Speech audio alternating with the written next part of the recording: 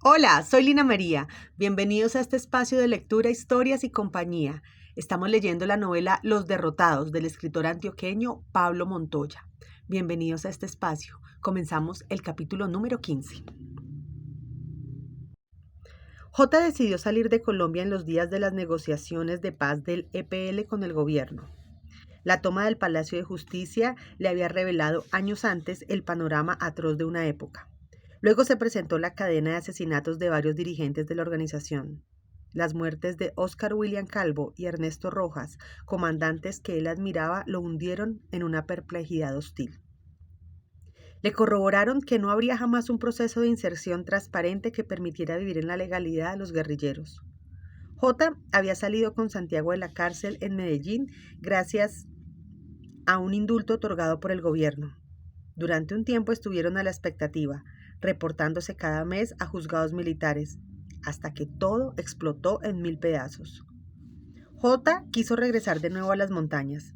Trató de unirse a la lucha en lugares donde tendría mejores oportunidades de sobrevivir, pero se le ordenó permanecer en Bogotá. En esa época fue integrante de un grupo urbano que, a pesar de sus operativos en barrios populares, estuvo caracterizado por la improvisación y el desorden. El frente estaba conformado por una red de estructuras milicianas, ajenas al apoyo político de la población. Esta, al contrario, repudiaba las acciones de los encapuchados. J sentía que la muerte le soplaba su aliento en la cara. Pasaba envuelto en una agitación que no le daba tregua, creyendo que en cualquier momento se toparía con tiras, con policías, con soldados del ejército. Eran continuos los enfrentamientos y el desangre de las brigadas adquirió los matices de un sacrificio desatinado. J cambió de lugar de residencia con frecuencia. Pasó de Teusaquillo al Restrepo y de este a la Candelaria.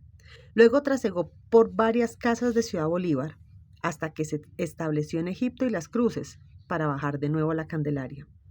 Solicitó que lo cambiaran de unidad porque sabía que estaban peleando con un enemigo superior y que en esos combates no tenían probabilidad de ganar. La degradación empezó, por otro lado, a corroer los fundamentos de la militancia. Había compañeros, cansados de la precariedad, que desertaban para engrosar las filas de los guardaespaldas de los narcotraficantes. Otros pasaron a los bandos paramilitares, fortalecidos con el apoyo de los hacendados, los empresarios y los mismos capos del narcotráfico. El paramilitarismo, nadie lo ignoraba, significaba la paga más atractiva en el horizonte, siempre miserable, de la guerra colombiana. Pero a J le decían que su lugar estaba en la capital. Para sortear la tensión comenzó entonces a beber. Era la única manera en que lograba dormir por unas horas. En los momentos de más incertidumbre, concluía que el Palacio de Justicia había marcado el final de una época. Es más, cuando se refería a esas 2 jornadas de fuego en las reuniones con sus nuevos compañeros de París, decía que la lucha revolucionaria por las armas en Colombia acabó con esa toma demencial. Después matizaba el juicio para concluir que era su propia lucha la que había finalizado. Los motivos de su asilo, bajo cierta perspectiva, no eran complejos. O se iba de Colombia, o lo metían a la cárcel, o lo que parecía más posible, terminaría asesinado con su cuerpo disuelto por ácido sulfúrico en una caneca abandonada en los suburbios de Bogotá. Pero no era fácil comunicarle al EPL la decisión de irse al extranjero. Lo tildarían de cobarde, lo señalarían como pernicioso en momentos en que se necesitaba el mayor compromiso si la organización quería encarar la vida política legal. J ya había pagado un precio con la tortura y la cárcel. Le resultaba lógico que para defender su vida le tenían que aceptar su deseo de tomar distancia. Solo se iría por un tiempo. Lo requería con urgencia. El agobio de la persecución y el desorden que reinaba en el EPL le habían minado la energía y destrozado la credibilidad. Además, estaba convencido de que el costo de la legalización de la vida política era el exterminio del grupo. Desde hacía tiempo lo estaba haciendo el ejército y sus escuadrones de la muerte. Luego, no demorarían en hacerlo las mismas guerrillas reacias a la negociación de la paz. Más tarde, cuando J era empleado de la CIMADE y viajaba de un lado a otro por algunos países de África asesorando construcciones de ayuda social, aseguraba que de haberse quedado en Colombia lo hubieran asesinado irremediablemente. Poco a poco, en el nuevo país se fue cerciorando de que en sus venas había dejado de correr la sangre revolucionaria que alguna vez creyó tener. J había tomado las armas porque rechazaba la manera en que estaba edificada la sociedad colombiana. Lo suyo era una cuestión casi instintiva de animadversión contra quienes gobernaban, y en esa mezcla de sentimientos apasionados, los razonamientos ideológicos ocupaban un segundo lugar. A pesar de sus estudios de arquitectura que interrumpió en la Universidad Nacional de Medellín para irse al monte, J no formaba parte de los guerrilleros intelectuales. El EPL en esa dirección había mirado siempre con sospecha al revolucionario que tuviera tales inclinaciones. El radar que seguía a J y la mayor parte de sus compañeros de militancia era simplemente un rechazo que le brotaba de cada palmo de su cuerpo cuando veía la miseria expandida por las ciudades y los pueblos. Si algo le revolvía la sangre, como si se tratara de un vómito de acción inmediata, era esa clase dirigente que desde los tiempos de la colonia había sido incapaz de construir un país justo. Por querer destruir esa telaraña social y económica malsana, J terminó yéndose para la serranía de Avivé. Lo encarcelaron, tumbándole varios dientes, y le forjaron un cerco cada vez más asfixiante de amenazas hasta obligarlo a optar por el exilio. Pero había algo peor. La toma del Palacio de Justicia la había hecho el M-19, guerrilla que el EPL veía con desconfianza porque la mayoría de sus integrantes, burgueses extraviados en luchas revolucionarias, acostumbraban a acciones extremas y espectaculares. Se robaron la espada de Simón Bolívar, construyeron un túnel en las mismas barbas del ejército, les robaron un arsenal de 5.000 armas y se tomaron una embajada con numerosos embajadores y altos funcionarios gubernamentales. Como su prontuario de operativos circenses era victorioso, se arriesgaron entonces a tomarse el Palacio de Justicia. Lo hicieron con el propósito de levantarle un juicio público al presidente del país porque éste no había cumplido el cese al fuego que el gobierno y la organización habían firmado un año antes. Pero en la toma del palacio no solo estaban los intereses del M-19, se decía que en medio circulaba el dinero de los narcotraficantes. Estos últimos pretendían, a través de los sediciosos, frenar la extradición que la Corte Suprema de Justicia estaba en vías de legalizar. El dato era un rumor, impreciso como todo rumor, que iba y venía por entre las reuniones que J y Santiago hicieron con algunos compañeros en los días previos a la toma. Un vínculo así dejaba ver de todas formas lo que empezaba a fraguarse, lentamente, pero con fuerza, en el interior de los movimientos guerrilleros. Eran los días en que la droga y la revolución en el país realizaban sus primeros amancebamientos. Con todo, J y Santiago eran un par de muchachos que transitaban a tropiezos el paso de la teoría a la práctica revolucionaria y estaban todavía lejos de los niveles jerárquicos más altos de su organización. J luego supo que durante un tiempo sus dirigentes mantuvieron la posibilidad de colaborar con el M-19 en la toma del palacio, pero se abstuvieron por dos razones. La primera, porque el carácter mismo del operativo era absurdo. El ejército ya la tenía prevista y lo que representaba una operación secreta corría de boca en boca como si fuese un chisme de alquería. La segunda consistía en el vínculo esporio con el narcotráfico. El argumento que siempre esbozaron los del M-19 fue que ese contacto jamás existió. El M-19 creyó, ingenuo, que las fuerzas militares del gobierno respetarían por encima de cualquier circunstancia el recinto sagrado de la justicia nacional. Amparados en esa suposición angelical, los rebeldes se lanzaron al abismo. Desde la pieza que compartían en la perseverancia, J y Santiago siguieron el desenlace de los eventos. Se les enfrió el corazón cada vez que escuchaban el eco de los bombazos. Fueron a una tienda cercana donde había una televisión y lo único que pudieron ver fue un partido del Campeonato Nacional de Fútbol que una ministra de entonces obligó a transmitir para tapar lo que sucedía en el corazón de la ciudad. Intentaron con la radio y las noticias que seguían el enfrentamiento militar se interrumpieron. Durante las horas que duró el combate en el palacio se dieron cuenta, en medio de la confusión informativa, de que el ejército y la policía vencían a los guerrilleros y asesinaban, en nombre de la democracia, a los símbolos de la justicia. Días más tarde, para convencerse de que la tragedia era verdad, fueron a la Plaza de Bolívar. Vieron la fachada del palacio carcomida por el fuego, sus agujeros hechos por los cañones de los tanques del ejército. Frente a esa morada en escombros supieron que la degradación de la guerrilla había iniciado y que el gobierno y los aparatos militares oficiales empezarían a celebrar su heroísmo de porqueriza. J. obtuvo los certificados de militancia para su asilo político en París. Como pudo, prestando dinero aquí y allá, consiguió para el pasaje y el primer mes de estancia. Quería que su amigo se le uniera en la aventura del destierro. Pero, minada su desconfianza por una decepción acaso mayor que la suya, Santiago Hernández decidió regresar a Medellín. No, le dijo sonriendo con amargura, dándole el abrazo de despedida en el terminal de transporte. Vos sabés que si me voy de este país, me moriría de nostalgia. Las alternativas que se le presentaron a J, por otra parte, no ofrecieron mayores divagaciones. Entre La Habana, Estocolmo y París, se inclinó por la última. Un día se metió en la última pieza que tuvo en Bogotá. Hizo una cachiporra con los nombres de las ciudades y ganó la Ciudad Luz.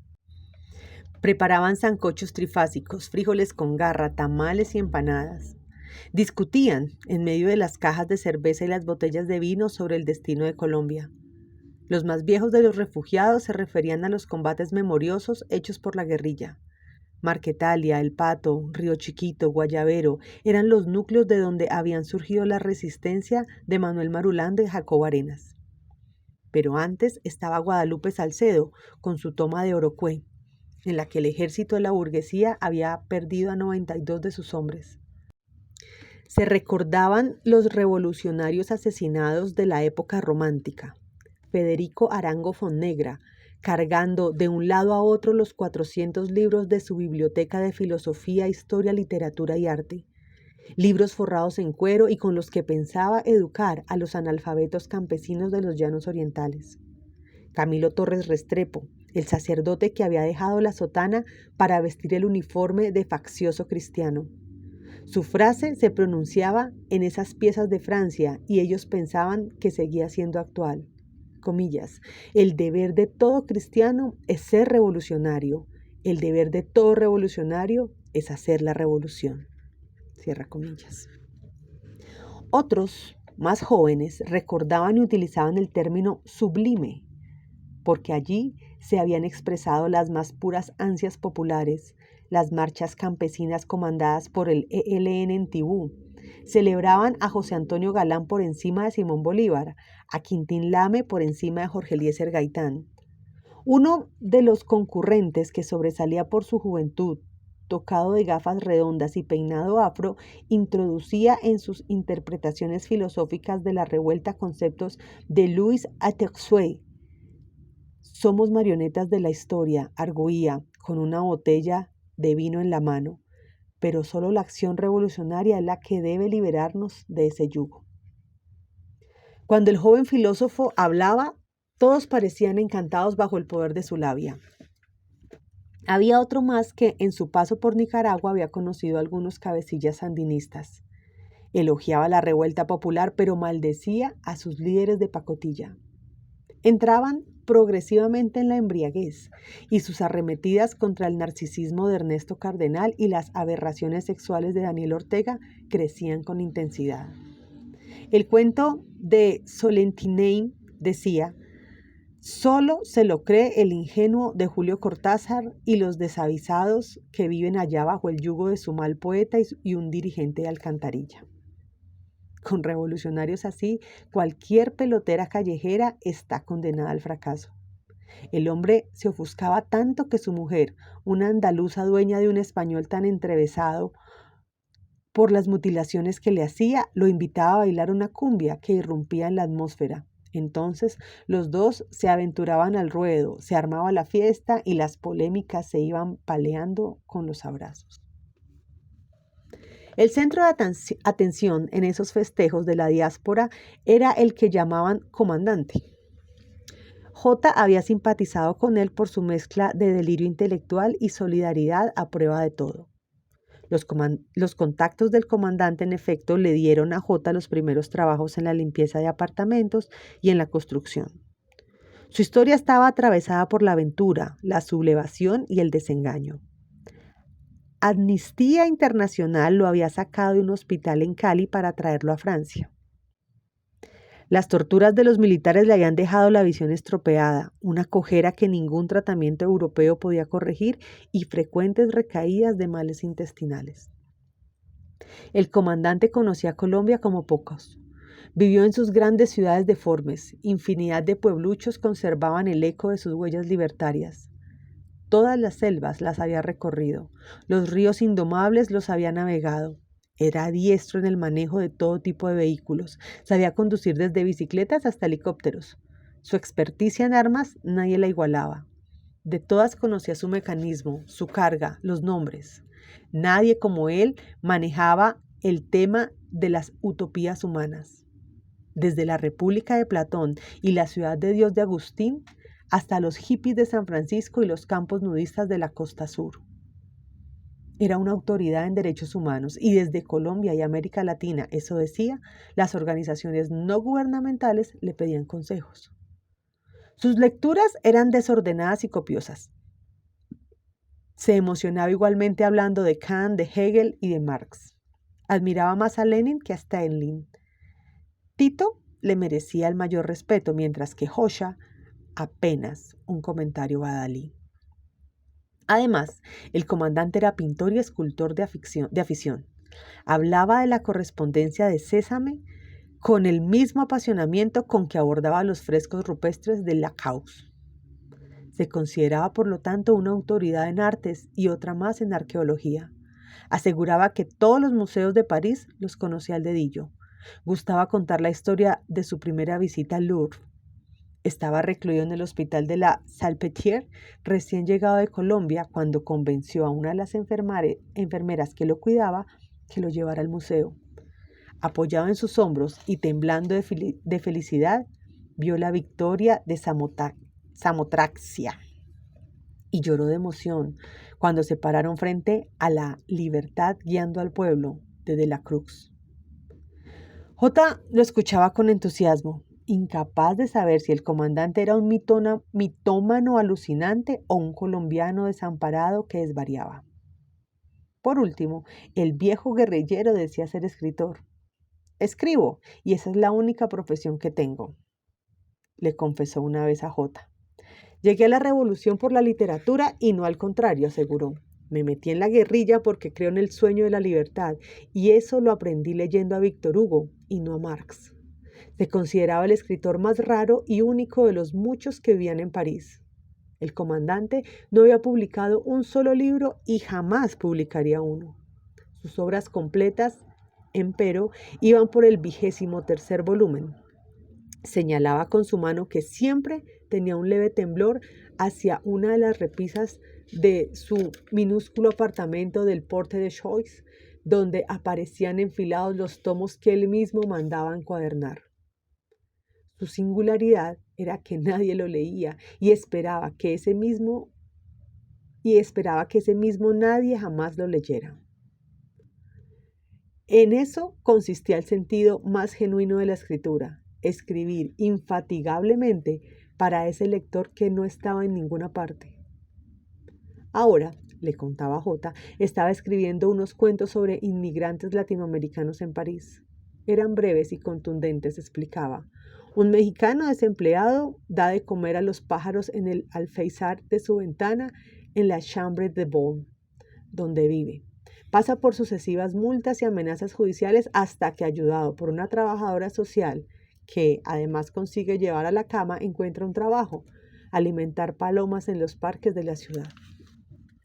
Un argentino escribe grafitis durante la dictadura y termina trabajando en los túneles del metro de París, borrando grafitis en muros y paredes.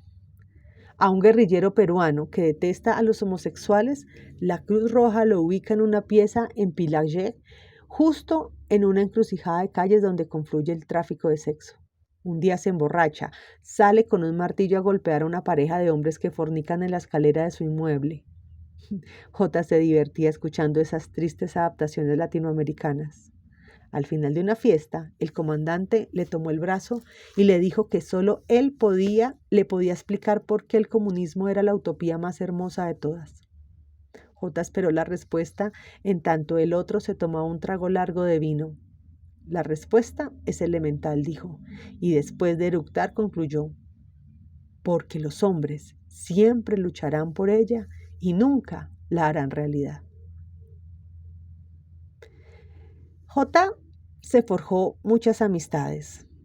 Unas eran suramericanas, otras procedían de diferentes rincones del mundo. Había otro colombiano, más locuaz y vanidoso que los otros, que tenía cuerpo de fisicoculturista. J, cuando lo veía tan pendiente de su apariencia y reconocía la pretensión teatral de sus maneras, se preguntaba hasta qué punto eran ciertas sus azarosas travesías guerrilleras. Se jactaba de haber vivido solo en las selvas del Putumayo durante meses de persecución. Allí, decía mientras se miraba de reojo en el espejo de su habitación, había adquirido una pavorosa amibiasis de la cual sufría secuelas. A cada rato, mientras hablaban, se excusaba para salir del cuarto y arrojar flatulencias que los dos celebraban entre risas y muecas de asco. Había un peruano, enorme y blanco, de gafas cuadradas de carey, que tenía un parentesco impresionante con Clark Kent. Cuando hablaban de política, lo cual siempre ocurría al toparse con él en el restaurante o en la cafetería, utilizaba una jerga revolucionaria incomprensible, con permanentes alusiones a Mao, a Fidel Castro, al Che y a Abimael Guzmán. Otro era un chileno, bajito y tímido, que cargaba sobre sí una intrepidez celebrada a baja voz por todos los residentes del lugar. Había perpetrado un atentado fallido contra Pinochet y tenía la suerte de contar la historia en territorio franco. Los viernes, por lo general, había fiestas. Tenían la virtud de aliviar el agobio de los residentes y duraban hasta el amanecer. Por momentos, quienes confluían allí exorcizaban su porción de tragedia personal y colectiva. Dejaban sus deseos de cambiar el mundo y se lanzaban a bailar. Se reían y abrazaban, hacían bromas y cantaban. Casi siempre por la escasez de mujeres terminaban bailando los hombres entre sí. No faltaba quien se emborrachara hasta caer inconsciente.